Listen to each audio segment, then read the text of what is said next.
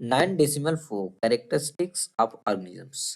Characteristic यानी कि विशेषता, ऑर्गेनिजम्स यानी कि जीव, यानी कि जो हमारे आसपास के जो भी ऑर्गेनिजम्स हैं यानी कि जो जीव हैं उनकी हम कैरेक्टरिस्टिक के बारे में देखते हैं, उनकी विशेषताओं के बारे में। We went on a journey through different habitats and discuss many plants and animals. Journey यानी कि यात्रा, थ्रू मतलब से होकर, ठीक है। डिफरेंट हैबिटेट्स यानी कि डिफरेंट टाइप के विभिन्न प्रकार के हैबिटेट्स। डिस्कस माने कि हमने डिस्कस किया, वर्णन किया। तो क्या हुआ कि हमने जर्नी किया, डिफरेंट हैबिटेट से होकर हमने जर्नी किया, और हमने क्या डिस्कस किया, मैनी प्लांट्स और एनिमल्स के बारे में हमने डिस्कस किया। इन एक्टिविटी वन, जैसा कि एक्टिविटी वन में हमने कुछ ऑब्जेक्ट्स, कुछ प्लांट्स और कुछ एनिमल जो है कि लिस्ट किया हुआ था, फाउंड इन डिफरेंट सराउंडिंग, जो कि डिफरेंट सराउंडिंग में पाए जाने वाले थे। Suppose we stop a while and think which examples in our list are living. अब सपोज करो कि we stop a while. We stop a while का मतलब थोड़ा सा आप रुक जाओ, ठीक है। एंड थिंक, और सोचो कि which examples in our list are living, यानी कि हमने जो एक्टिविटी वन में जिन ऑब्जेक्ट्स, प्लांट्स और एनिमल को लिस्ट किया था, एक लिस्ट तैयार किया था, उनमें से सबसे बेस्ट एग्जाम्पल एक लिविंग ऑब्जेक्ट का या लिविंग एनिमल का या लिविंग एक प्लांट का कौन सा है। ठीक है, यानी कि जितने भी आपने ऑब्जेक्ट उसमें लिस्ट किया हुआ था, एनिमल, ऑब्जेक्ट और प्लांट, उनमें से कौन से लिविंग्स हैं। Let us think of examples from a forest. चलो हम एक एग्जांपल्स लेते हैं, आगे फॉरेस्ट, फॉरेस्ट से एग्जांपल लेते हैं। Trees, creepers, small and big animals, birds, snakes, insects, rocks, soil, water, air, dry leaves, dead animals, mushrooms and moss may be only some of the objects that are present in the forest। तो कौन कौन से object जो है कि forest में present रहते हैं। ट्रीज यानी पेड़ हो गए, क्रीपर्स जैसा कि आप जानते हैं क्रीपर्स क्या होता है, हमने डिस्कस कर लिया है। स्मॉल एंड बिग एनिमल्स, कुछ छोटे और बड़े जानवर भी रहते हैं, बर्ड्स रहते हैं, स्नेक्स रहते हैं, इंसेक्ट रहते हैं, रॉक रहती है, सॉइल भी रहती है, पानी भी रहता है, एयर भी रहती है, ड्राई लीव्स यानी कि सूखी पत्ती रहती है, और डेड एनिमल्स होते हैं, मशरूम्स होते हैं, मॉस यानी कि जो काई आप बोल सकते हैं, ठीक है। मॉस का मतलब होता है काई। काई नॉर्मली जब पानी वानी रहता है तो काई जम जाती है। एक अगर लंबे टाइम तक पानी जो है, स्थिर पानी जो रहता है, जैसे तालाब या पोखरा, आपने देखा होगा कि पाई काई जम जाता है, ठीक है। तो मॉस का मतलब होता है काई। May be only some of the object that are present in the forest. May be इनमें से कुछ ही ऑब्जेक्ट, ऐसा नहीं कि सारे के सारे एक फॉरेस्ट में पाए जाते हैं। कुछ ऑब्जेक्ट जो है कि आपको हो सकता है कि किसी एक फॉरेस्ट में प्रेजेंट रहते हो। Which of these are living, अब इनमें से लिविंग कौन से हैं। Think of objects that you can see around you at this moment and group them as living and non-living। चलो अब एक काम करते हैं, हम कुछ ऐसे ऑब्जेक्ट के बारे में सोचते हैं। आप अभी अपने कुछ ऐसे ऑब्जेक्ट के बारे में सोचो, आप जो कि आपके अराउंड में हो अभी के टाइम में। अभी के टाइम में जो कि दिस मोमेंट यानी कि जस्ट अभी के टाइम में जो आपके अराउंड में हो, और आप उसको ग्रुप करो कि कौन सी लिविंग है और कौन सी नॉन लिविंग है। इन सम केसेस, कुछ केसेस में it is easy for us to know, हमको कुछ केसेस में इजी रहता है कि हम जान जाते हैं कि कौन सी लिविंग है और कौन सी नॉन लिविंग है। अब एग्जांपल के लिए, we know that object like chair और table are non non not live. हम जानते हैं कि जैसे कुछ ऑब्जेक्ट जैसे कि चेयर और टेबल, हम जानते हैं कि अलाइव नहीं है, यानी लिविंग ऑब्जेक्ट्स नहीं है। पहली बार reading this rhyme from complete nonsense written by Edward Lear. जो पहेली थी वो एडवर्ड लियर के द्वारा लिखी गई कंप्लीट नॉनसेंस का जो है एक यहाँ पे राइम दिया गया है, वही वो रीड कर रही थी। तो राइम देखते हैं क्या है। Set the table to the chair, you can hardly be aware how I suffer from the heat and from chilblains on my feet. तो टेबल ने चेयर से क्या बोला, you can hardly be aware how I suffer from the heat. तो table ने chair से बोला कि मैं इस हीट में कैसे सफर की हूँ या हीट में कैसे तपी हूँ।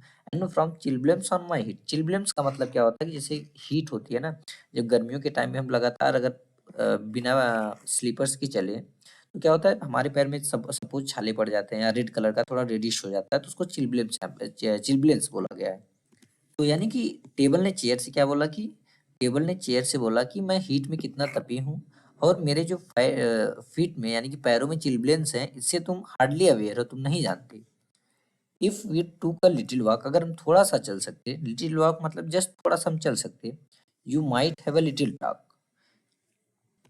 We might have a little talk, यानी कि अगर हम थोड़ा सा बात भी कर पाते।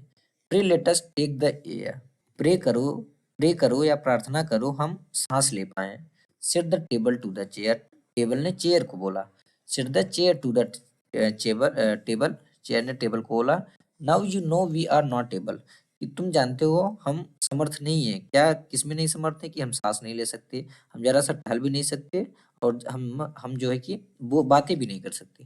हाउ फुलिशली यू टॉक, तुम कितनी फुलिशली मतलब मूर्खतापूर्वक, तुम इतना जानती हो कि हम ये करने में असमर्थ हैं, हम नहीं कर पाएंगे, फिर भी तुम कितना मूर्खतापूर्वक जो है बातें कर रही हो। When you know we cannot walk, when you know we cannot walk, अगर तुम जानती हो कि we cannot walk, हम टहल नहीं सकते, sit the table with the sigh, जो टेबल था एक साई के साथ वो बोलता है। साई का क्या मतलब? जैसे आह भरना, इसमें का मतलब आह भरना, एक साई का एक लंबी सांस लेके आह भरते हुए, sit the table with the sigh, table ने साई के साथ, साई यानी कि आह भरते हुए कहा। It can do not do no harm to try, कि ठीक है हम नहीं कर सकते, बट ट्राई करने में कोई प्रॉब्लम नहीं है, कोई हार्म नहीं है। I have as many legs as you, मेरे पास भी उतना पैर है जितना कि तुम्हारे पास है। Why can not we walk on too, फिर भी हम दो पे क्यों नहीं चल सकते? आगे देखते हैं। Paheli and Boojho found the poem very funny, जो पहेलू और बूझे थे उन लोगों को जो पोएम थी बहुत ज्यादा फनी लगती है, बहुत ज्यादा अच्छी लगी। क्यों? कि because they knew that a chair और table is not alive and it can not talk और वॉक। ऐसा क्यों लगा कि उनको उनको जो पोएम थी उनको बहुत ज्यादा फनी या बहुत ज्यादा इंजॉयमेंट उनको क्यों मिला इसमें? क्योंकि उनको पता था जो चेयर है और जो टेबल है वो अलाइव नहीं है, यानी कि वो लिविंग थिंग्स नहीं है, लिविंग ऑब्जेक्ट्स नहीं है, and it can not talk और वॉक। और ये जो टेबल और चेयर हैं ये बातें भी नहीं कर सकती, ना ही वॉक कर सकती हैं। Chair, table, stone or a coin are not alive, जैसे चेयर हो गया, टेबल हो गया, स्टोन हो गया, या एक कॉइन हो गई, ये जो है कि अलाइव नहीं है। सिमिलरली इसी प्रकार we do know that we are alive and so are all the people of the world, जैसा कि इसी प्रकार हम जानते हैं कि जिस प्रकार हम अलाइव हैं, and so are all the people of the world, उसी प्रकार वर्ल्ड के सारे लोग जो है अलाइव हैं। We also see animals around us that are so full of life, dogs, cats, monkeys, squirrels, insects and many others. Monkey यानी कि बंदर पता ही है, स्क्विरल का मतलब होता है गिलहरी, ठीक है।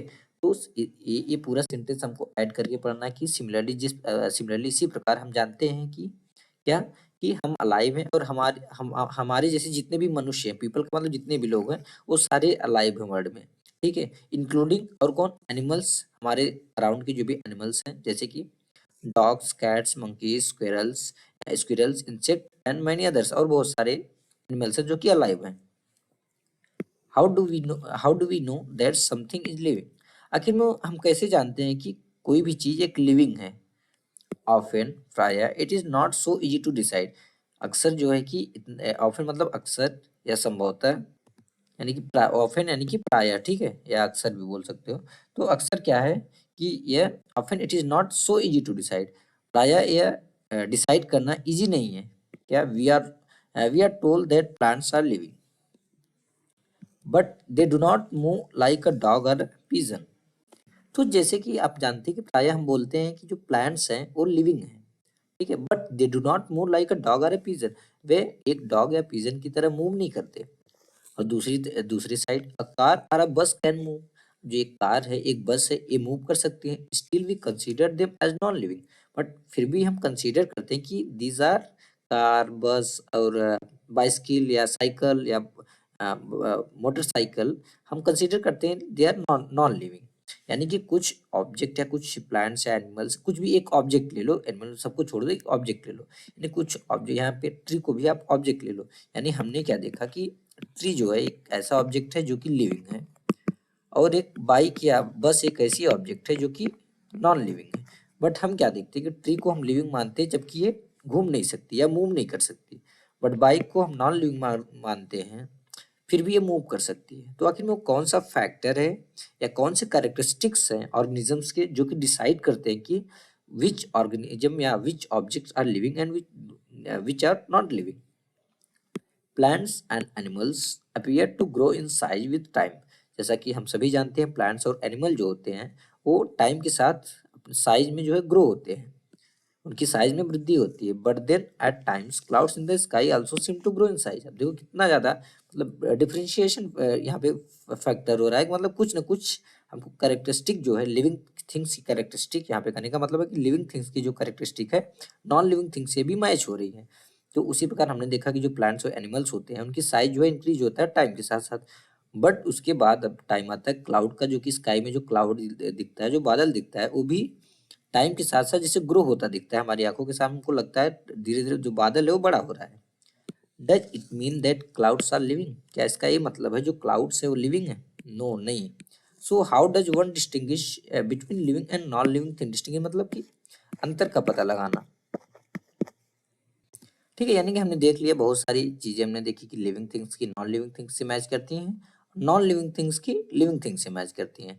तो इसी प्रकार किस हिसाब से लोग जो है कोई एक या लोग लिविंग और नॉन लिविंग थिंग्स में डिस्टिंग्विश करते हैं, यानी कि अंतर पता करते हैं कि ये लिविंग थिंग्स है और ये नॉन लिविंग थिंग्स हैं। Do living things have some common characteristic that make them very different from the non living? क्या ऐसा होता है कि जो लिविंग थिंग्स हैं उनमें कुछ कॉमन कैरेक्टरिस्टिक्स होती हैं, जो कि यानी कि सारी लिविंग थिंग्स में कुछ कॉमन कैरेक्टरिस्टिक होती है, यानी कि अगर 5 लिविंग थिंग्स हैं, सपोज 5 लिविंग थिंग्स हैं, उनमें उनमें जो है कि कुछ कैरेक्टरिस्टिक ऐसी होंगी जो कि अदर नॉन लिविंग थिंग्स से बिल्कुल डिफरेंट होंगी। ठीक है, तो कहने का सेंस है यहाँ पे कि क्या जो लिविंग थिंग्स होती हैं उनमें कुछ कॉमन कैरेक्टरिस्टिक्स होती है या कुछ कॉमन जो है विशेषताएं होती हैं जो कि उनको नॉन लिविंग थिंग से डिफरेंशिएट करती हैं। You are a wonderful example of a living being. जैसा कि आप खुद जो है कि एक बहुत ही वंडरफुल एग्जाम्पल हो एक लिविंग बीइंग के, यानी एक लिविंग के आप एक वंडरफुल एग्जाम्पल हो हम। ठीक है, अब यानी कि मनुष्य। What characteristic do you have which make you different from a non living things? अब आप अपने से सोचो हमारी कौन सी कैरेक्टरिस्टिक्स हैं या हमारी कौन सी विशेषताएं होती हैं जो कि हमको नॉन लिविंग थिंग्स से डिफरेंट बनाती हैं। तो आप एक बार खुद पे जोरदार हो, आप समझ जाओगे कि हाँ हमें क्या क्या कैरेक्टरिस्टिक हैं जो कि हमको डिफरेंट बनाते हैं किनसे, नॉन लिविंग थिंग से। List a few of this characteristics in your notebook. अब इनमें से कुछ कैरेक्टरिस्टिक आपको अपनी नोटबुक में लिस्ट करना है, बनाना है। Look at your list and mark those characteristic that you have listed which may also be found in animals और प्लांट्स। अब आपको क्या करना है, आपने एक लिस्ट बनाया, अब आपको उस लिस्ट को देखना है और उस लिस्ट में से उन कैरेक्टरिस्टिक को मार्क करना है जिनको आपने लिस्ट किया हुआ है। आपके माइंड में जो भी कैरेक्टरिस्टिक आई उसको आपने लिस्ट किया, अब उसमें से आपको मार्क करना है और देखना है कि एनिमल्स और प्लांट में भी वो जो कैरेक्टरिस्टिक है वो पाई जाती हैं।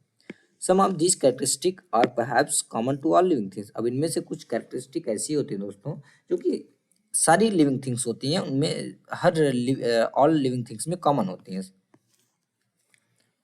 Do all organisms need food? क्या सारे जो ऑर्गेनिजम्स होते हैं, सारे जीव होते हैं, उनको फूड की जरूरत होती है? जैसा कि चैप्टर 1-2 में we learn that all living things need food and how essential it is to animal and to us. जैसा कि चैप्टर 1 और 2 में हमने क्या पढ़ा था कि जितने भी लिविंग थिंग्स हैं उनको खाने की जरूरत होती है। ठीक है, and how essential it is to animal and to us. और जो फूड होता है वो हमारे एनिमल्स के लिए और हमारे लिए कितना ज़्यादा इसेंशियल होता है, यानी कितना ज़्यादा इंपॉर्टेंट होता है, हमने ये लर्न किया था चैप्टर 1 और 2 में। We have also learn that plants make their own food by the process of photosynthesis. जैसा कि हमने ये भी पढ़ा था कि जो प्लांट्स होते हैं वो अपना खाना खुद का अपना खाना खुद से तैयार करते हैं। किस प्रोसेस के थ्रू? फोटोसिंथेसिस के through. Animals depend on plants और other animals for their food. जो एनिमल्स होते हैं, एनिमल्स किस पे डिपेंड होते हैं अपने फूड के लिए, यानी अपने खाने के लिए? प्लांट्स पे, या तो प्लांट्स पे डिपेंड होते हैं या तो अदर एनिमल्स के ऊपर डिपेंड होते हैं। यानी कि कुछ प्लांट जैसे गाय वाय होगी, जो काऊ क्या होती है वो घास चरती है, ठीक है, ग्रास पे डिपेंड रहती है। अब शेर क्या हुआ, वो डियर पे डिपेंड रहता था। यानी कि एनिमल जो है, कुछ एनिमल ऐसे होते हैं जो कि प्लांट्स पे डिपेंड रहते हैं, कुछ एनिमल्स पे डिपेंड रहते हैं अपने फूड के लिए। Food gives organisms the energy needed for them to grow. और फूड क्या होता है, क्यों जरूरी होता है, हमने देखा था चैप्टर 1 और 2 में, क्योंकि ये जो फूड होता है वो ऑर्गेनिजम्स को यानी कि जीवों को एनर्जी प्रोवाइड करता है जो कि उनके उनके ग्रोथ के लिए जरूरत होती है। Organisms also need energy for other life process that go on inside them. जो ऑर्गेनिज्म होते हैं उनको एनर्जी की जरूरत होती है, क्यों? For other life processes that go on inside them, जो कि लाइफ के अदर प्रोसेस उनकी बॉडी के अंदर चल रहे होते हैं। Do all organisms show growth? क्या सारे जो ऑर्गेनिज्म, जितने भी ऑर्गेनिज्म होते हैं वो उनमें ग्रोथ होती है? Does the kurta you had 4 years back still fit हूँ। आप याद करो, जो कुर्ता आपने आज से 4 साल पहले पहन रहे थे, वो अब भी आप में फिट होता है, फिट बैठता है। You can not wear it any more, isn't it? ये सही है कि आप जो है उसको नहीं पहन सकते। अब मतलब जो पहले साल का कुर्ता था, पर आज से 4 साल पहले का जो कुर्ता था, अभी आप उसको नहीं पहन सकते। You must have grown taller during these years. क्यों नहीं पहन सकते? क्योंकि इन 4 सालों में आपकी बॉडी में ग्रोथ हुआ होगा। You may not realise it, but आपको ये रियलाइज नहीं होता, हो सकता है आपको ये रियलाइज ना हुआ हो। But you are growing all the time and in few more years you will become an adult. आप क्या है कि आप लगातार जो है, आप जैसे क्लास 6 में हो, आपकी बॉडी में लगातार जो ग्रोथ होती रहती है, ठीक है, और कुछ ईयर्स में आप एडल्ट हो जाओगे, यानी कि 18+ हो जाओगे। Young ones of animals also grow into adults. जो यंग वंस ऑफ एनिमल्स होते हैं, यानी कि जो एनिमल्स के छोटे छोटे बच्चे होते हैं, वो भी एडल्ट्स में ग्रो होते हैं। You would surely have notice pups grow into adults. Pups क्या होते हैं? पप्स जो कुत्ते होते हैं, यानी डॉग्स जो होते हैं, उनके जो छोटे बच्चे होते हैं, जिनको आप पिल्ला बोलते हैं, ठीक है, उनको क्या बोलते हैं? पप्स। ठीक है, तो आपने you would surely have notice, surely आपने नोटिस किया होगा, जो पप्स होते हैं, यानी जो डॉग्स के छोटे बच्चे होते हैं, वो एडल्ट्स में ग्रो होते हैं। A chick hatched from an egg grows into a hen और अ कॉक। हेन मतलब मुर्गी, कॉक मतलब मुर्गा। यहाँ पे चिक यानी कि जो मुर्गी का बच्चा, मुर्गी की जो हेन की जो मतलब जो छोटा बच्चा होता है, उसको हम चिक बोलते हैं यहाँ पे, ठीक है। Hatched from an egg, hatched मतलब जो अंडे को सेती हैं, लोग क्या करते हैं, अंडे को सेती हैं। तो जब ये अंडे को से लेती हैं, उसके बाद क्या होता है, अंडा फूटता है, उसके बाद ये बाहर आती हैं। तो वो धीरे धीरे क्या होता है कि ग्रो इनटू ए हेन और अ कॉक, ये धीरे धीरे एक हेन या कॉक में ग्रो हो जाती हैं, जैसा कि आप 9.11 में आप देख सकते हो। प्लांट्स आल्सो ग्रो, जैसा कि हम जानते हैं कि प्लांट्स भी ग्रो होते हैं। Look around you and see a few plants. आपको पर्टिकुलर टाइप, आप अपने चारों साइड सारे प्लांट्स को देखना है, आपको कुछ कुछ पर्टिकुलर टाइप के प्लांट्स को जो है कि देखना है। Some are very small and young, some are bigger. कुछ उनमें से बहुत ही स्मॉल होते हैं, कुछ यंग होते हैं, कुछ बिगर होते हैं, यानी कि बड़े होते हैं। They may all be in different stages of growth. हो सकता है वो ग्रोथ के डिफरेंट स्टेजेस में हो। जैसा कि यहाँ पे बोला, आपको किसी एक पर्टिकुलर टाइप के प्लांट्स को देखना है, यानी कि सपोज आपने कोई एक मैंगो ट्री देखा, ठीक है, यानी कि आम का पेड़ देखा। आप आम के पेड़ को देखोगे, कुछ छोटे रहते हैं यानी स्मॉल रहते हैं, बहुत स्मॉल रहते हैं, कुछ यंग रहते हैं और कुछ बहुत बड़े रहते हैं। तो ऐसा नहीं कोई डिफरेंट पेड़ है या कुछ डिफरेंट रीजन्स की वजह से उनमें ऐसा है, नहीं, क्योंकि वो डिफरेंट स्टेज, ग्रोथ की डिफरेंट स्टेज पे हैं। Look at the plants after a few days and weeks. अब आपको क्या करना, उसी प्लांट्स को कुछ दिनों में या कुछ वीक्स के बाद देखना है। You may find that some of them have grown in size. आप में भी आपको पता चल जाएगा कि उनमें से कुछ के जो साइज है उनमें ग्रोथ हुई है। Growth seems to be common to all living things. अब हमने क्या देखा, जो ग्रोथ है, जितने भी लिविंग थिंग्स होते हैं दोस्तों, उनमें ग्रोथ क्या है, एक कॉमन कैरेक्टरिस्टिक है। ठीक है, तो हमने एक चीज क्या देखा, common characteristic of all living things is the growth. Do you think non living things show growth? क्या आप डू यू थिंक, आपके हिसाब से जो नॉन लिविंग थिंग्स हैं उनमें भी ग्रोथ होता है? Do all organisms respire? Organisms यानी कि जो रिस्पायर का मतलब होता है सांस लेना, जैसे हम सांस लेते हैं ना, तो दैट इज रिस्पायर या रिस्पायरेशन। तो अब क्वेश्चन क्या आता है कि जितनी भी लिविंग थिंग्स होती हैं या जितनी भी ऑर्गेनिजम्स होते हैं, वो रिस्पायर करते हैं या सांस लेते हैं। Can we live without breathing? Breathing मतलब कि सांस लेना। क्या हम बिना ब्रीदिंग के जीवित रह सकते हैं? When we inhale the air moves from outside to the inside of our body. होता क्या है, वी इनहेल मतलब सांस को अंदर लेना, जैसे ही हम इनहेल करते हैं, इनहेलिंग के थ्रू क्या होता है, जो एयर मूव्स फ्रॉम आउटसाइड, जो आउटसाइड की एयर होती है, वो हमारी बॉडी के इनसाइड चली जाती है। When we breathe when we breathe out the air moves from inside our body to outside. अब जैसे ही हम सांस छोड़ते हैं, ब्रीथ आउट करते हैं, तो जो हमारी बॉडी के अंदर जो एयर थी, अब वो बॉडी के बाहर आ जाती है। Breathing is part of a process called respiration. जो ब्रीदिंग है वो एक प्रोसेस का पार्ट है। इस प्रोसेस का पार्ट, इसको कि हम रिस्पिरेशन बोलते हैं, ठीक है। Breathing is part of a process called respiration, यानी जो ब्रीदिंग है और रिस्पिरेशन का एक पार्ट है। ठीक है, रिस्पिरेशन का एक पार्ट द सेंस कि रिस्पिरेशन का मतलब होता है सांस लेना और छोड़ना। तो रिस्पिरेशन ऐसा नहीं कि हम मुंह के थ्रू, जैसे कि नाक या मुंह के माउथ, या हमारा हमारा जो माउथ होता है, या तो हम नोज के थ्रू लेते हैं या तो माउथ के थ्रू। ऐसा नहीं कि सारे ऑर्गेनिजम्स जो हैं वो माउथ से ही सांसें लेते हैं, बहुत सारे अलग अलग तरीकों से लेते हैं। हम देखते हैं आगे। तो इस प्रकार तो रेस्पिरेशन में सारे तरीके आते हैं, सारे प्रोसेस आते हैं। ठीक है, तो इसी वजह से दिया breathing is part of a process called respiration. ठीक है, यानी कि जो रेस्पिरेशन का प्रोसेस हो केवल हमारा ब्रीदिंग उसमें नहीं आएगा। चाहे फिश कैसे ब्रीदिंग करती हैं, चाहे प्लांट्स कैसे करते हैं, एनिमल्स कैसे करते हैं, सारा जो है उस रेस्पिरेशन प्रोसेस में सारे आएंगे। तो हमने क्या देखा, जो ब्रीदिंग है ये रेस्पिरेशन प्रोसेस का एक पार्ट है। In respiration some of the oxygen of the air we breathe in is used by the body. अब इस रेस्पिरेशन में क्या होता है दोस्तों, कि जैसे हम कुछ ऑक्सीजन होता है, जो एयर में जो ऑक्सीजन रहते हैं हमारी, जैसे हम इनहेल करते हैं यानी सांस लेते हैं, तो हमारी बॉडी द्वारा यूज कर ली जाती है, यानी हमारी बॉडी यूज कर लेती है।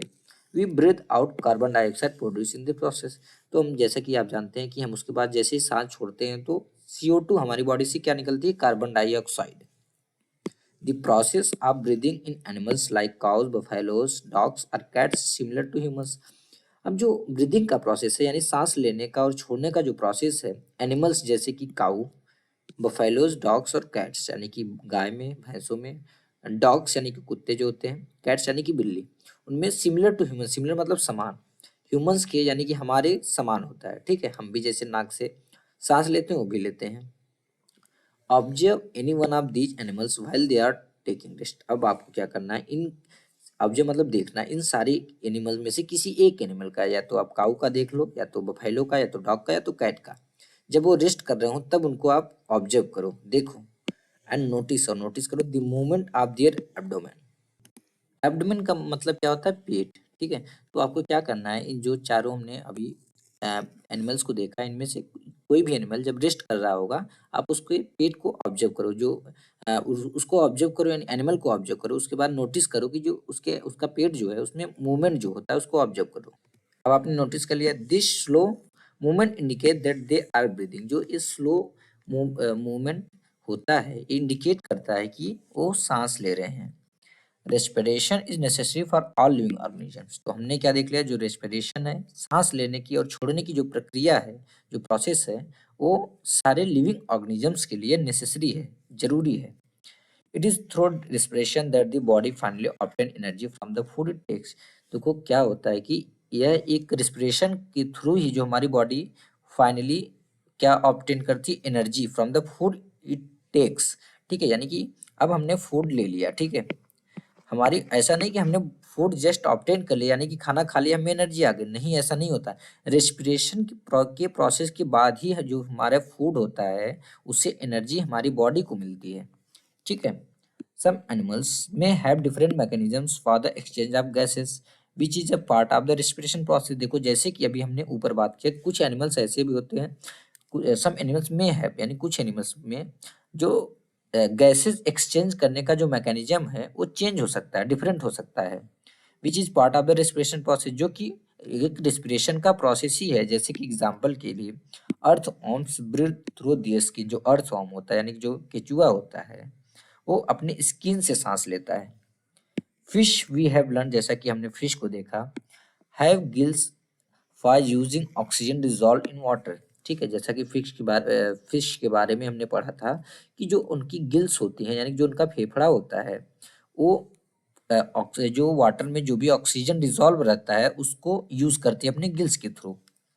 The gills observe oxygen from the air dissolve in water. तो गिल्स क्या करते हैं यानी कि जो उनके फेफड़े होते हैं, जो भी ऑक्सीजन जो वाटर में जो एयर डिजॉल्व होता है उससे वो क्या ऑब्जर्व कर लेती हैं, ऑक्सीजन ऑब्जर्व कर लेती हैं। ठीक है, याद रखना आप कि पानी में एयर डिजॉल्व रहता है। ठीक है, तो उस एयर से ये क्या एब्जॉर्ब करती हैं, कौन, फिश। फिश ऑब्जर्व करते हैं oxygen. Do plants also respire. क्या जो प्लांट्स होते हैं एसपी ए भी रिस्पायर करते हैं। Exchange of gases in plants mainly takes place through leaves. हाँ, ये भी करते हैं। इनमें क्या होता है, जो गैसेज होता है उनका एक्सचेंज कहाँ से होता है, प्लांट्स में जो गैसेज एक्सचेंज करती है वो कहाँ से, मेनली वो लीव्स के थ्रू करते हैं यानी पत्तियों के through. The leaves take in air through tiny pores in them and use the oxygen. जैसा कि हमने पढ़ा हुआ था कि उनमें टिनी पोर्स यानी छोटे छोटे छिद्र होते हैं पत्तियों में। ठीक है, तो जो पत्तियां होती हैं एयर इसी के थ्रू इनहेल करती हैं यानी कि लेती हैं them and use the oxygen, और ऑक्सीजन का यूज करती हैं। They give out carbon dioxide to the air, और उसके बाद वो कार्बन डाइऑक्साइड एयर में छोड़ देती हैं। अब देखो, अभी तक तो हमने सुना था कि जो हम होते हैं, हम यानी कि हम जो इंसान जो होते हैं और एनिमल्स जो होते हैं, वो ऑक्सीजन लेते हैं और CO2 छोड़ते हैं, और जो ट्री होते हैं वो हमारे लिए ऑक्सीजन प्रोवाइड करते हैं। यहाँ पे उल्टा बोल रहा है। नहीं, उल्टा यहाँ पे नहीं बोल रहा, उसका कुछ और कहने का मतलब है, तो हम देखते हैं क्या है। We learn that in sunlight, हमने जैसा कि हमने पढ़ा हुआ था क्या, कि that in sunlight plants use carbon dioxide to produce food and give out oxygen. ठीक है, ठीक है, हमने क्या पढ़ा था कि जो प्लांट्स होते हैं दोस्तों, वो सनलाइट की प्रेजेंस में, यानी कि सनलाइट के थ्रू जब सनलाइट प्रेजेंट होती है, तो कार्बन डाइऑक्साइड का यूज करते हैं to produce food and give out oxygen, अपने लिए खाना बनाने की मतलब खुद के लिए खाना तैयार करने के लिए यूज़ करते हैं, और ऑक्सीजन को छोड़ने के लिए, रिलीज़ करने के लिए, ठीक है? क्या हमने पढ़ा था कि जो प्लांट्स होते हैं नॉर्मली क्या करते हैं, फोटोसिंथेसिस के थ्रू अपना खाना बनाते हैं, ठीक है? तो उसमें क्या करते हैं, सनलाइट यूज़ करते हैं, ठीक है? सनलाइट होती है, तो सनलाइट के थ्रू, यानी कि सनलाइट आती है और ऊपर से CO2 जो एयर रहता है, सॉरी, जो एटमॉस्फेयर में जो भी कार्बन डाइऑक्साइड रहता है उसका ये इनहेल करते हैं, ठीक है? किसके लिए? अपना फूड प्रोड्यूस करने के लिए, और ऑक्सीजन को एयर में रिलीज करने के लिए। हाँ, अब रीजन क्या होता है कि यहाँ पे हमने देखा कि कार्बन डाइऑक्साइड भी रिलीज कर रहे हैं, और यहाँ पे हमने पढ़ रहे हैं कि वो ऑक्सीजन भी रिलीज कर रहे हैं। तो the amount of oxygen released in the process of food preparation by plants is much more than the oxygen they use in respiration। तो होता क्या है, जो अमाउंट ऑफ ऑक्सीजन होता है, यानी कि ऑक्सीजन की जो मात्रा होती है, जो कि प्लांट्स द्वारा फूड के प्रिपरेशन के जो प्रोसेस में जो रिलीज होता है, वो बहुत ज़्यादा होता है। किसके कंपैरिजन में, कि जो वो ऑक्सीजन यूज़ करते हैं, दे यूज इन रेस्पिरेशन, कि रेस्पिरेशन में जो ऑक्सीजन यूज़ करते हैं, ठीक है? यहाँ पे समझे कि एक प्लांट हुआ कोई, ठीक है? तो इधर से क्या कर रहा है, रेस्पिरेशन के लिए ऑक्सीजन यूज़ कर रहा है, और इधर क्या कर रहा है, फूड प्रोसेस में ऑक्सीजन जो है कि वो एयर में रिलीज़ कर रहा है। तो यहाँ पे तो क्या होता है दोस्तों, कि प्लांट जो होते हैं कि रेस्पिरेशन में वो बहुत छोटी मात्रा में, यानी बहुत ही कम क्वांटिटी में, यानी जो उनकी क्वांटिटी होती है ऑक्सीजन की, बहुत ही कम होती है कंपैरिजन देन कि फूड प्रिपरेशन के प्रोसेस में जो ऑक्सीजन हो रिलीज करते हैं एयर में। सपोज यहाँ पे फॉर एग्जांपल, एग्जैक्ट नहीं होता, कि अगर यहाँ पे 70% सपोज 90% आ रहा है, तो 10% यहाँ पे होता है, ठीक है? तो ऐसा होता है, इसलिए हम बोलते हैं कि जो प्लांट्स होते हैं वो हमको ऑक्सीजन प्रोवाइड कर रहे हैं। Respiration in plants take place day and night, जो रेस्पिरेशन होता है प्लांट्स में, वो डे एंड नाइट होता है। सांस लेने की जो क्रिया, वो तो हमारे में भी होती है, यानी कि सारे लिविंग ऑर्गेनिजम्स में होती है। Do all organisms respond to stimuli. अब हम देखते हैं कि जो सारे ऑर्गेनिजम्स होते हैं, क्या वो स्टिमुलाई के को जो है रिस्पॉन्ड करते हैं? हाउ डू यू रिस्पॉन्ड, आप कैसे रिस्पॉन्ड करते हो? If you suddenly step on a sharp object like a thorn while walking barefoot, thorn मतलब कि कांटा। तो how do you respond, sorry, how do you respond, आप कैसे रिस्पॉन्ड करते हो? आपकी रिस्पॉन्ड यानी कि आपकी प्रतिक्रिया प्रतिक्रिया कैसी होती है जब सडनली आपका जो पैर है, स्टेप किसी एक शार्प ऑब्जेक्ट जैसे कि थॉर्न के ऊपर पड़ता है, जब आप बेयर फुट यानी कि बिना कुछ पहने हुए वॉक कर रहे होते हैं। How do you feel when you see और think about your favourite food, आप कैसा फील करते हो जब आप अपना फेवरेट फूड के बारे में सोचते हो या उसको देखते हो? You suddenly move from a dark place into bright sunlight, या आप कैसा फील करते हो जब सडनली आप किसी एक डार्क प्लेस से ब्राइट सनलाइट, यानी जहाँ पे एक अच्छा खासा उजाला हो, सनलाइट अच्छे से जा रही हो, वहां पे जब मूव करते हो, यानी कि एक अंधेरे से आप प्रकाश की ओर जब चले जाते हो जहाँ पे पूरी लाइट रहती है। व्हाट हैपेंस, क्या होता है? Your eyes shut themselves automatically for a moment till they adjust to the change bright bright surroundings. होता क्या है कि सडनली हमारी जो आंखें होती है ना, ऑटोमेटिकली कुछ टाइम के लिए वो काम करना बंद कर देती है या बंद हो जाती हैं, कि जब तक कि उस चेंज में या उस ब्राइट यानी कि जो रोशनी है सराउंडिंग्स में, जब तक वो एडजस्ट नहीं हो जाती। यानी कि जब हम एक बार अंधेरे से जहाँ पे लाइट रहेगी वहाँ पे जाएंगे, कुछ टाइम यहाँ पे रह के यहाँ पे जाते हैं ना, तो कुछ सेकंड के लिए जो हमारी आंखें होती हैं जैसे कि बंद है, जैसे कि हम जब अपनी आईज क्लोज करते हैं, शट करते हैं, तो एकदम अंधेरा सा छा जाता है ना। तो अगर हम अंधेरे से जहाँ पे पूरी लाइट रहती है वहाँ पे भी जाएंगे ना, तो कुछ टाइम के लिए जैसे लगेगा कि हमारी आंखें बंद है, हमको सामने अंधेरा ही दिखाई देगा। Your favorite food, bright light and a thorn in the above situations are some examples of changes in your surroundings। जैसा कि हमने देखा ऊपर कुछ जैसे कि हमारा फेवरेट फूड, ब्राइट लाइट और थॉर्न, ऊपर की सिचुएशंस में कुछ एग्जांपल्स हैं कि हमारे सराउंडिंग में होने वाले चेंजेस के।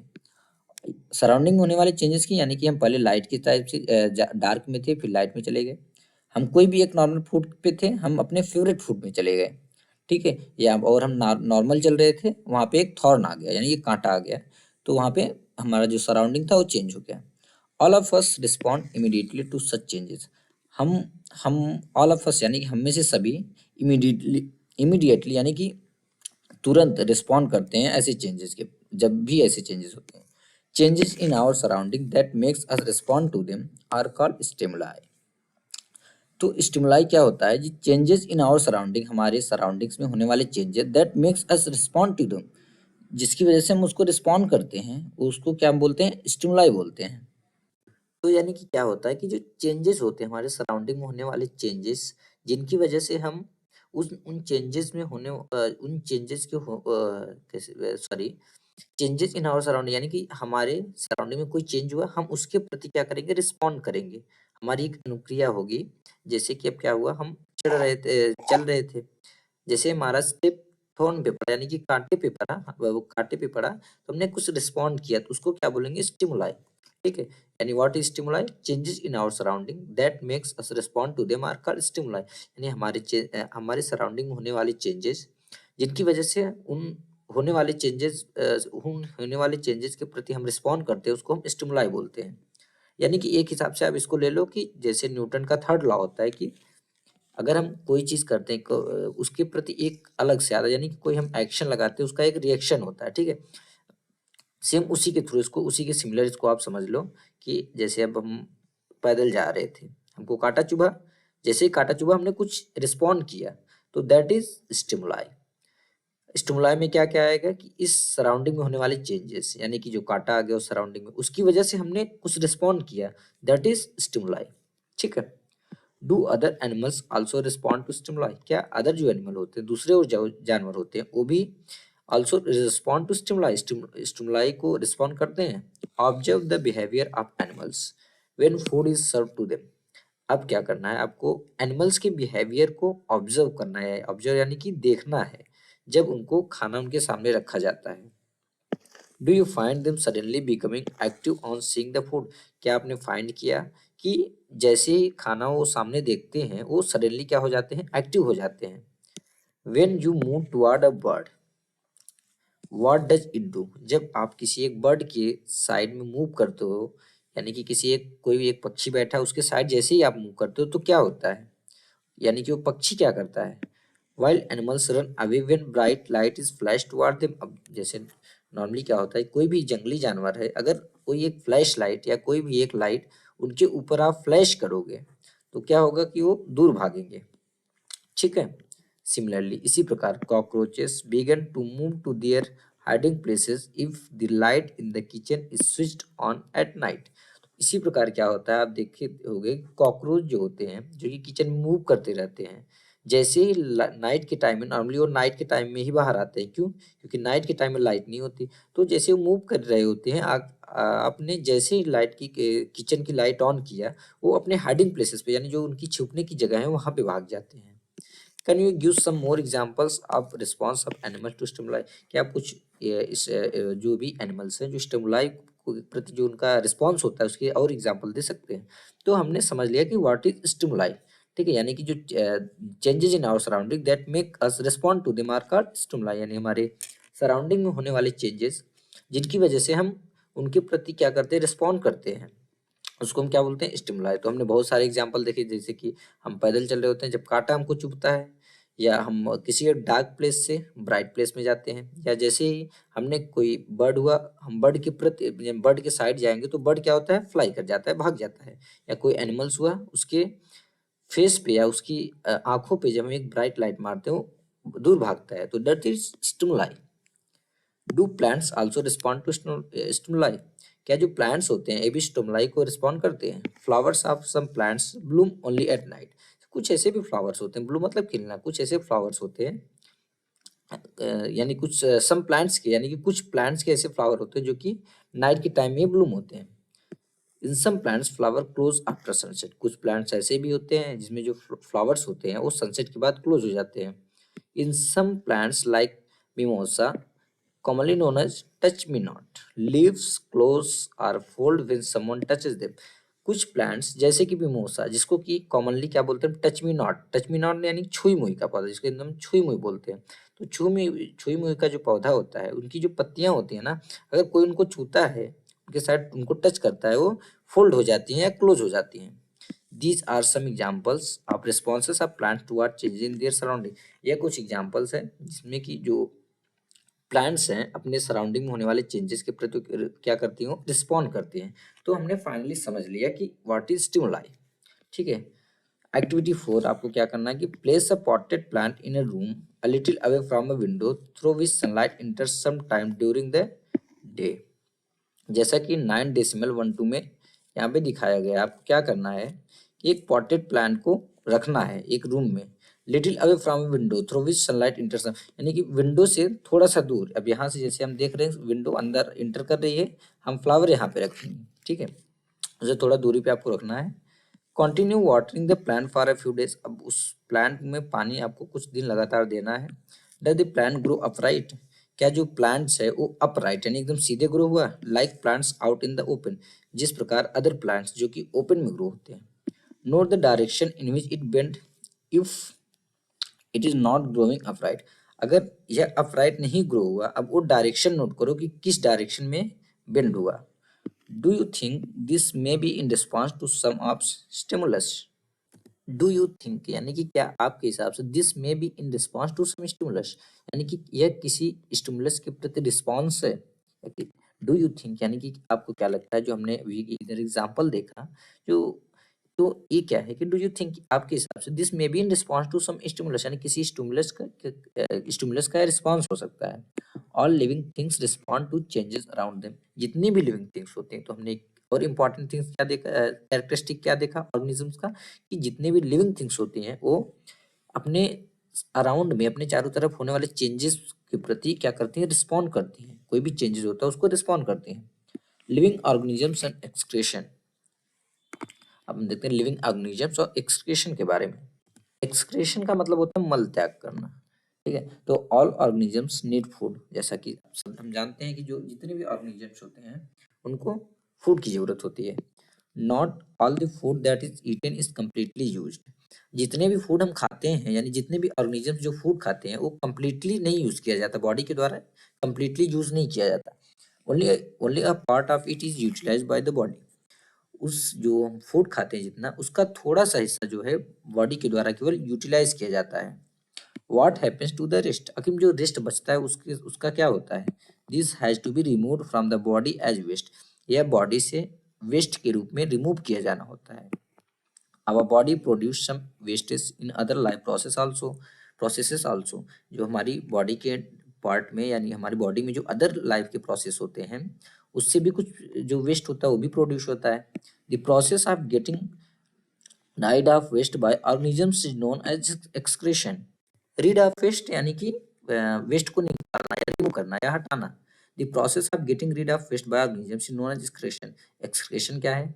जो ऑर्गेनिजम्स होते हैं जिस प्रोसेस के थ्रू जो वेस्ट है वो बॉडी से निकाल देते हैं, उसको हम क्या बोलते हैं? Excretion. Do plants also excrete? जो प्लांट्स होते हैं क्या अभी एक्सक्रीट करते हैं? They do but not as in animals. वो करते हैं बट वैसे उस प्रकार से नहीं करते या उस टाइप में नहीं करते जैसा कि एनिमल में दिखता है। The mechanisms in plants are a little different. जो प्लांट्स में एक्सक्रीशन करने का जो मैकेनिज्म है ना, वो थोड़ा डिफरेंट है। Some plants find it possible to store the waste product within their parts in a way that they do not harm the plant as a whole. Some plants find it possible, यानी कुछ plant जो है possibly इसको कर लेते हैं, क्या कर लेते हैं, to store the waste product within their parts in a way that they do not harm the plants as a whole. यानी कि कुछ प्लांट्स ऐसे होते हैं जो कि जो वेस्ट होता है, यानी कि जो भी फूड खाते हैं, जो भी फूड रहता है, उसका जो वेस्ट मटेरियल या जो वेस्ट प्रोडक्ट रहते हैं ना, उसको अपनी अपनी बॉडी के कुछ ऐसे हिस्सों में लेके स्टोर करते हैं जहाँ पे उनको हार्म नहीं होता है, यानी पूरे प्लांट को हार्म नहीं पहुंचाएगा। वो जो वेस्ट वहीं पे पड़ा रहेगा, बट उनकी पूरी बॉडी में उसका कोई भी हार्मफुल इफेक्ट नहीं रहेगा। Some plants remove waste product as secretion. कुछ प्लांट जो होते हैं रिमूव वेस्ट प्रोडक्ट सेक्रेशन के रूप में, जो अपना वेस्ट होता है, वेस्ट प्रोडक्ट होता है, उसको रिमूव करते हैं। Excretion is another characteristic common to all organisms. हमने और क्या देखा कि जो जितने भी ऑर्गेनिजम्स होते हैं, एक्सक्रीशन जो है यानी मल त्याग, उनका एक अदर जो है कि कॉमन कैरेक्टरिस्टिक है, यानी कि सभी ऑर्गेनिजम्स में पाया जाने वाला है। Do all organisms reproduce their own kind, यानी कि जितने भी ऑर्गेनिजम्स होते हैं, क्या सारे के सारे अपना जो अपने सेम टाइप का चीज रिप्रोड्यूस करते हैं, यानी कि जैसे हम ह्यूमन है, हम अपने जैसा सेम ह्यूमन क्या करते हैं, प्रोड्यूस करते हैं। तो क्या सारे ऑर्गेनिजम्स ऐसा करते हैं? Have you ever seen nest of some birds like pigeons? क्या आपने पिजन जैसे कुछ बर्ड के नेस्ट, यानी कि उनका घोंसला जिसमें रहते हैं, उसको देखा है? Many birds lay their eggs in the nest. बहुत सारे बर्ड्स ऐसे होते हैं जो कि अपने अंडों को कहाँ पे रखते हैं? नेस्ट में। Some of the eggs hatch and young birds come out of them. उनमें से कुछ अंडे जो है हैच किए जाते हैं, उनमें से फिर कुछ यंग बर्ड्स जो है बाहर आते हैं, जैसा कि 9.13 में दिखाया गया है। एम क्या है कि birds lay eggs which after hatching produce young ones. जब हैचिंग धीरे धीरे उसको से लेते हैं अंडे को, तो उनमें से यंग बर्ड आते हैं। ठीक है। Animals reproduce their own kind. तो जो एनिमल्स होते हैं वो अपने अपने सेम काइंड का अपना सेम काइंड जो रिप्रोड्यूस करते हैं। द मोड ऑफ रिप्रोडक्शन में बी डिफरेंट। जो मोड है रिप्रोडक्शन का, जो मोड है वो डिफरेंट हो सकता है इन डिफरेंट एनिमल्स में। जैसे कि सम एनिमल्स प्रोड्यूस दियर यंग वंस थ्रू एग्स। अब कुछ एनिमल्स ऐसे होते हैं जो कि अपना यंग वन कहाँ से प्रोड्यूस करते हैं? एग के through. Some animals give birth to the young ones. But कुछ एनिमल्स ऐसे होते हैं जो कि बर्थ देते हैं यंग वंस को। जैसे कि काऊ क्या करती है? अपने बच्चे को जन्म देती है। कैट क्या करती है? बच्चे को जन्म देती है। डॉग क्या करते, जो डॉगी होते हैं यानी कि जो कुत्ते होते हैं, वो भी बच्चों को जन्म देते हैं।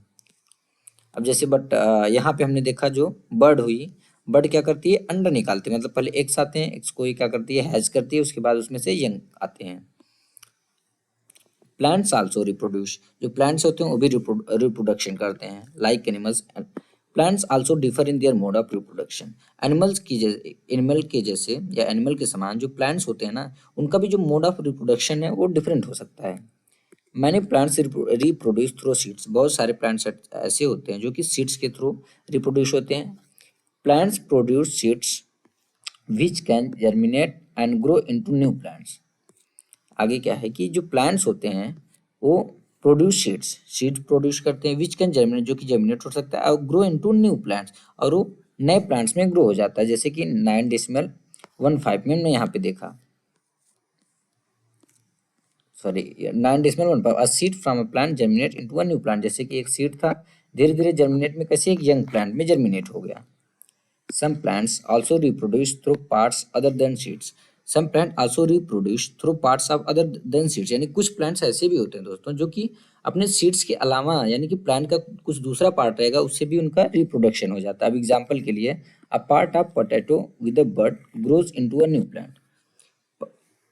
जो पोटैटो होता है यानी कि जो आलू होता है, उसका विद अ बड, जो उनमें बड जो होता है ना, वहां से एक नया प्लांट जो है ग्रो होता है। जैसे कि फिगर 9.16 में देखते हैं, यहाँ पे आलू था, यहाँ पे जैसे ही आलू का यहाँ से एक इधर से निकला, ठीक है। अब यहीं से देखो आपने कितने कितने सारे, मतलब कि यहाँ पे देखो, यहाँ पे देखो, मतलब एक ही बर्ड से कितने सारे निकल गए, ठीक है। एग्जाम्पल के लिए हमने क्या देखा कि अ part of potato with a bird.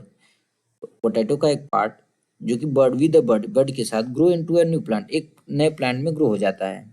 Plants also reproduce through cuttings. कुछ ऐसे प्लांट्स भी होते हैं जो कि कटिंग के थ्रू जो रिप्रोड्यूस होते हैं। Would you like to grow a plant in this way yourself? क्या आप पसंद करोगे इस टाइप का जो प्लांट है रिप्रोड्यूस करना खुद से? चलो देखते हैं एक्टिविटी 5 में। Take a cutting from a rose or a mehndi plant. आपको एक मेहंदी प्लांट का या किसी एक रोज का प्लांट का एक कटिंग लेना है, fix it in the soil, आप इसको सॉइल में फिक्स कर देना, एंड वाटर इट रेगुलरली। अब रेगुलरली आपको डे बाई डे इसको पानी देना है। What do you observe after a few days, कुछ दिन के बाद आपको इसमें क्या दिखा, it may not be easy to grow plants from cuttings, मे भी हो सकता है कि ये इतना इजी नहीं है प्लांट्स को ग्रो करना कटिंग के through. Do not be do not be disappointed if your cutting does not grow, आपको डिसअपॉइंट नहीं होना है कि अगर आपका जो कटिंग है वो ग्रो नहीं हुआ।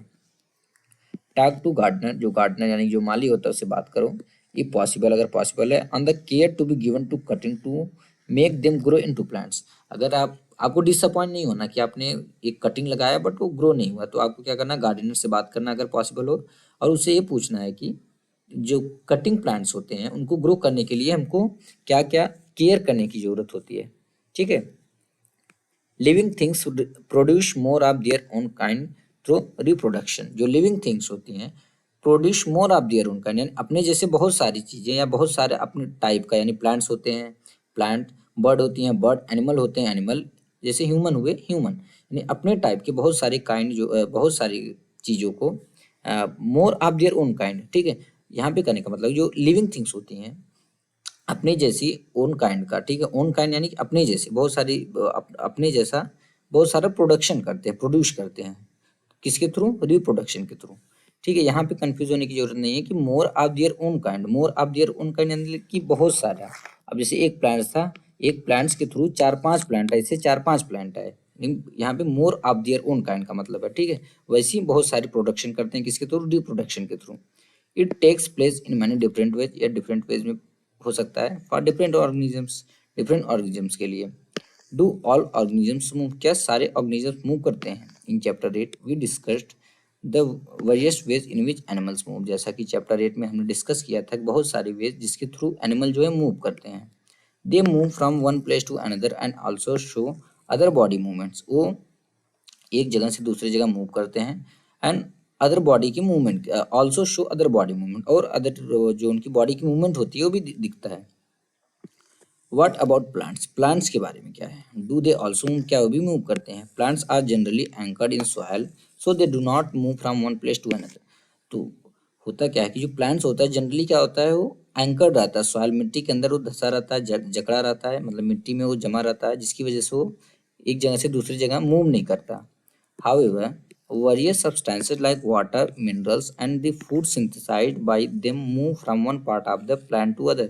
But क्या होता है कि various substances जैसे कि पानी, मिनरल्स और फूड जो है, जो उनके द्वारा फूड सिंथेसाइज किया गया, सिंथेसाइज यानी कि जो भी फूड उनके द्वारा फोटोसिंथेसिस के थ्रू खाना बनाते हैं, तो जो भी फूड उनके द्वारा सिंथेसाइज किया गया वो मूव करते हैं प्लांट्स के एक पार्ट से दूसरे पार्ट में। ठीक है, बट प्लांट्स नहीं मूव करते, यानी कि जो भी पानी रहेगा, जो भी मिनरल्स रहेंगे, जो भी फूड पत्तियों द्वारा जो भी फूड सिंथेसाइज किया गया, सिंथेसाइज किया हुआ फूड ऐसे नीचे आएगा, यहाँ से वाटर और मिनरल्स ऊपर की साइड मूव होगा। ठीक है, यानी कि प्लांट्स नहीं मूव करते, बट जो सब्सटेंसेज हैं जैसे कि पानी, मिनरल्स और फूड, ये मूव करते हैं। Have you notice any other kind of movement in plant, क्या आपने अदर काइंड के मूवमेंट प्लांट्स में नोटिस किया हुआ है। ओपनिंग और क्लोजिंग ऑफ फ्लावर, जैसे कि फ्लावर का ओपन होना या बंद होना। Do you recall how some plants show movement in response to certain stimuli, क्या आप रिकॉल कर सकते हैं, डू यू रिकॉल यानी क्या आप याद कर सकते हैं कि इस प्रकार कुछ प्लांट्स जो होते हैं वो सर्टेन स्टिमुलाई यानी कि कुछ निश्चित स्टिमुलाई को कैसे रिस्पॉन्स करते हैं। We also have some non living things moving, of course हमारे पास कुछ नॉन लिविंग थिंग्स भी होती हैं जो कि मूव करती हैं। Bus, car, small piece of paper, clouds and so on, जैसे कि बस हो गया, कार हो गया, स्मॉल पीस ऑफ पेपर हो गया, कोई छोटा सा पेपर, क्लाउड हो गया, और इसी प्रकार की बहुत सारी चीजें हो गई जो कि नॉन लिविंग होती हैं बट वो मूव करती हैं।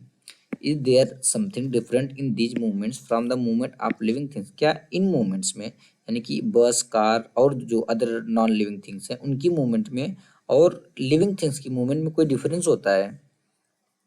There is such a variety of living organisms but all of them show some common characteristics, as we have discuss, जैसा कि हमने डिस्कस किया, there is such a variety of living organisms, यानी कि living organism की एक बहुत ही बड़ी एक वैरायटी है, जिसमें से all of them show some common characteristic, but सारी की सारी, यानी इतनी वास्ट वैरायटी होने के बावजूद सारी की सारी में कुछ एक कॉमन कैरेक्टरिस्टिक्स है, यानी एक कॉमन विशेषता है जो कि सारे में पाई जाने वाली है, जैसा कि हमने यही स्टडी किया, डिस्कस किया।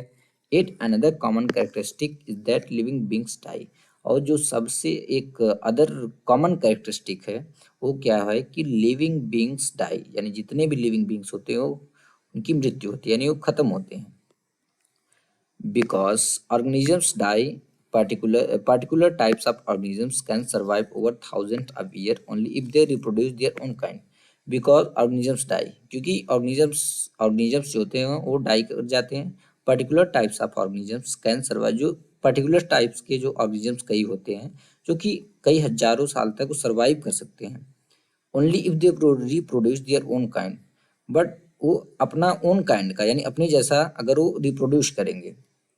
वन सिंगल ऑर्गेनिजम्स में डाई विदाउट एवर रिप्रोड्यूसिंग, एक सिंगल ऑर्गेनिज्म मतलब कई एक सिंगल ऑर्गेनिजम्स भी हो सकते हैं जो कि मर जाते हैं, डाई हो जाते हैं बिना अपना एक रिप्रोड्यूस किए ही। बट लेकिन the types of organisms can exist only if there is reproduction, but the type of organisms जो होता है वो एग्जिस्ट कर सकता है only if there is reproduction, अगर रिप्रोडक्शन है वहाँ पे, यानी कि रिप्रोडक्शन के थ्रू ही वो एग्जिस्ट कर सकता है।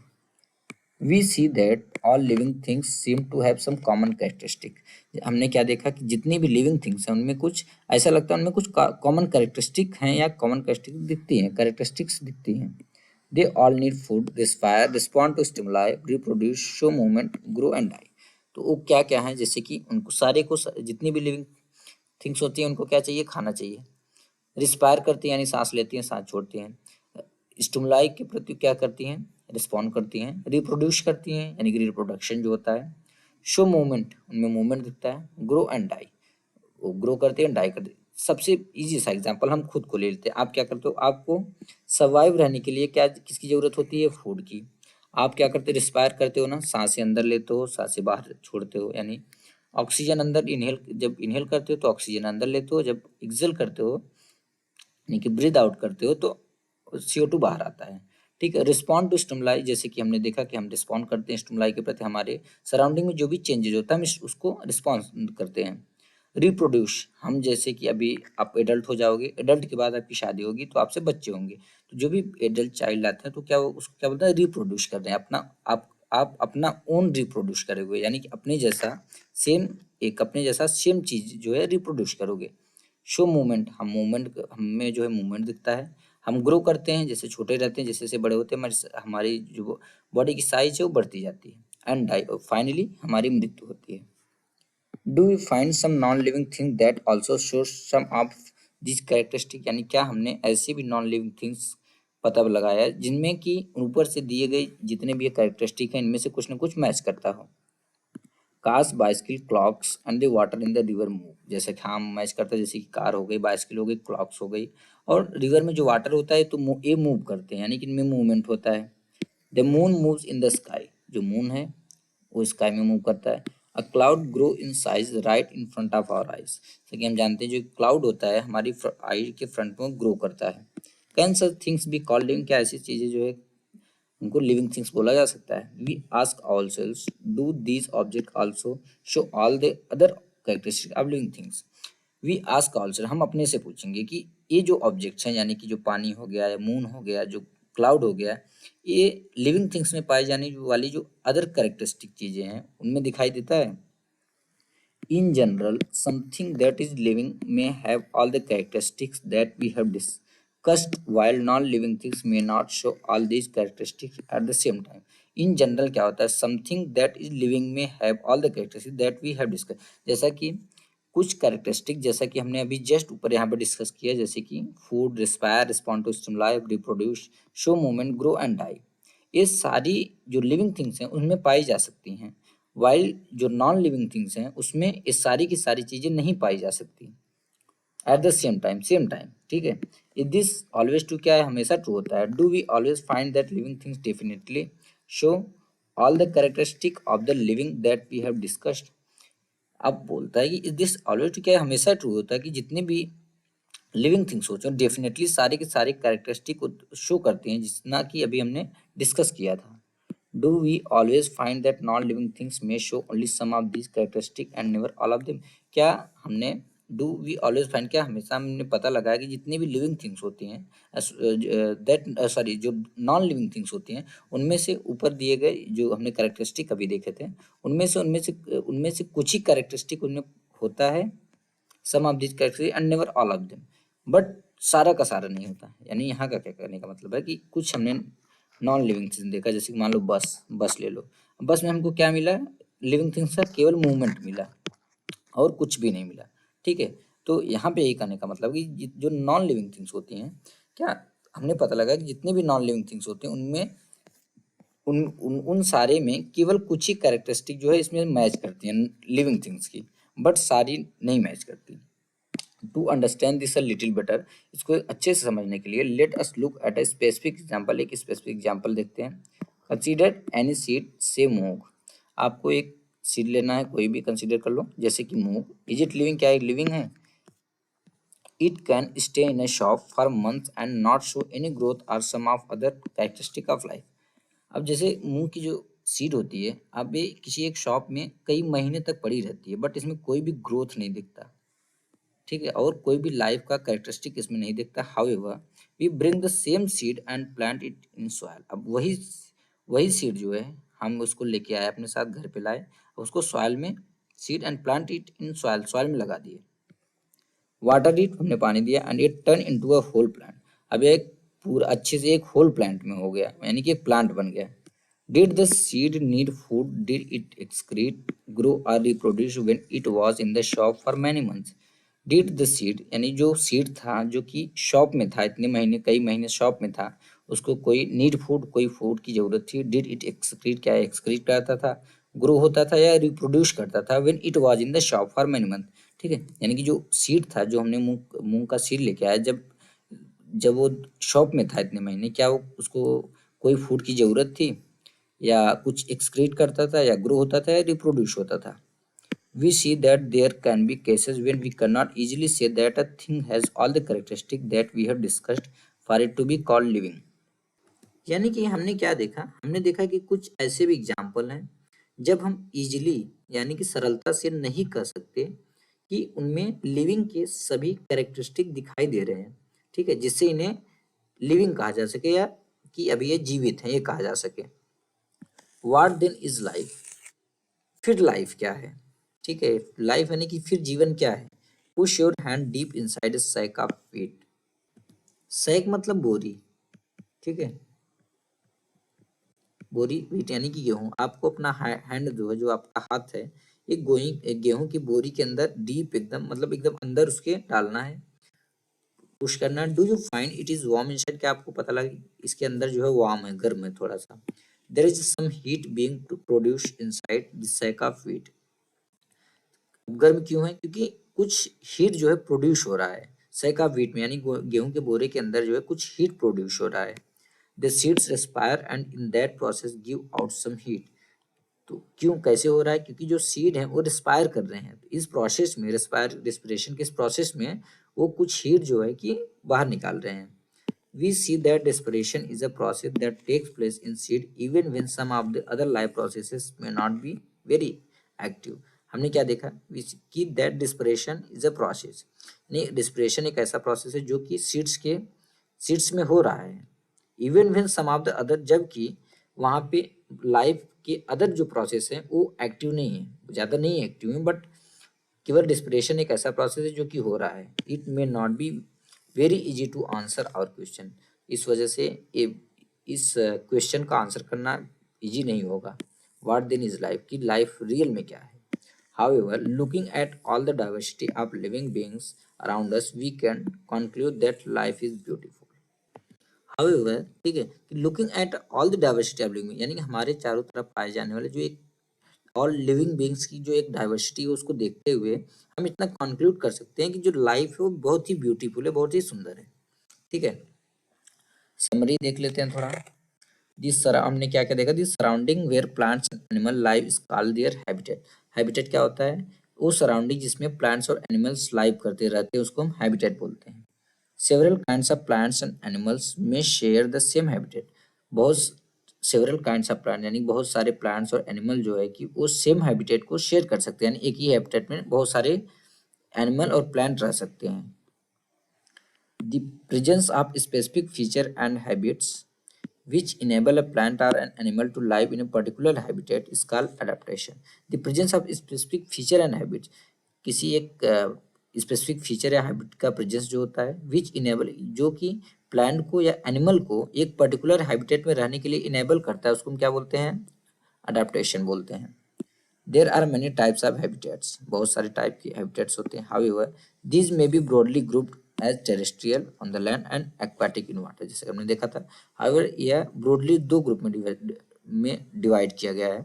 एक तो टेरेस्ट्रियल यानी कि जो भी लैंड पे होगा, एंड एक्वाटिक जो कि वाटर में होगा। There is a wide variety of organisms present in different habitats. There is wide variety of organisms, यानी कि organisms की एक बहुत ही wide variety present है कहाँ पे? Different habitats में। Plants, animals and microorganisms together constitute biotic component. Plants, animals और microorganisms जो हैं एक साथ मिलकर together क्या constitute करते हैं? Biotic components. Rock, soil, air, water, light and temperature are some of the abiotic component of our surroundings, हमारी सराउंडिंग्स की अबायोटिक कंपोनेंट्स कौन कौन सी हैं? जैसे rock, soil, air, water, light and temperature. ठीक है, यानी जो रॉक्स हैं, सॉयल हैं, एयर हैं, वाटर है, लाइट और टेम्परेचर है, वो हमारे सराउंडिंग्स की अबायोटिक कंपोनेंट्स में से कुछ हैं। Living things have certain common characteristic, जैसा कि हमने देखो जो भी लिविंग थिंग्स होती हैं उनकी कुछ एक सर्टेन कॉमन कैरेक्टरिस्टिक्स होती हैं। दे नीड फूड, जैसे कि उनको फूड की जरूरत होती है। दे रिस्पायर एंड जो वो रिस्पायर करते हैं, जो एक्सक्रीट करते हैं और अपने इन्वायरमेंट को रिस्पॉन्ड करते हैं। रिप्रोड्यूस होते करते हैं, ग्रो होते हैं और मूवमेंट दिखाते हैं, यानी कि उनमें जो है मूवमेंट होता है। तो फाइनली दोस्तों हमने चैप्टर कंप्लीट कर लिया और आशा करता हूँ कि आपको भी चैप्टर अच्छे से समझ में आ गया होगा। तो दोस्तों मिलते हैं नेक्स्ट वीडियो में।